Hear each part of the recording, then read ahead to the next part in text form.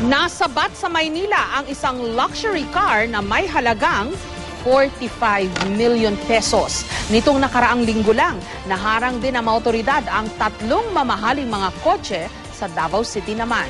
May report si Dante Perelio.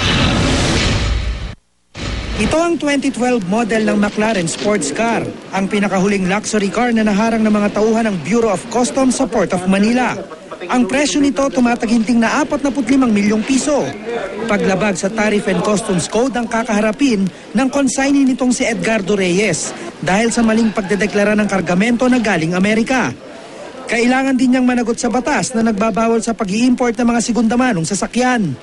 Bukod sa mamahaling sports car, nasabat din ang iba pang kontrabando tulad ng mga aluminum window frame, iba't ibang klase ng health products at mga second-hand na gulong na nagkakahalaga ng 35 milyong piso. Galing daw ang mga ito sa China, Japan at Singapore.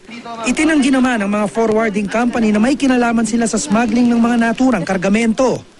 Tulad ng dati, ididispatch siya sa pamamagitan ng pagsusubasta o donasyon ang mga nakumpiskang kontrabando. Hindi naman tayo titigil din siyempre sa pag-alam kung ano pa ang background nitong importation na ito. Kung meron nga tulad na nabanggit na possibility na may kasabwat.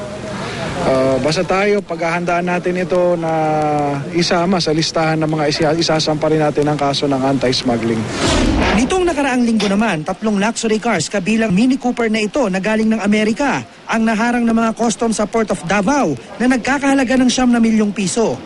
May nasabat ding mga mamahaling float glass na nagkakahalaga naman ng 35 milyong piso. Dante Perelio, GMA News.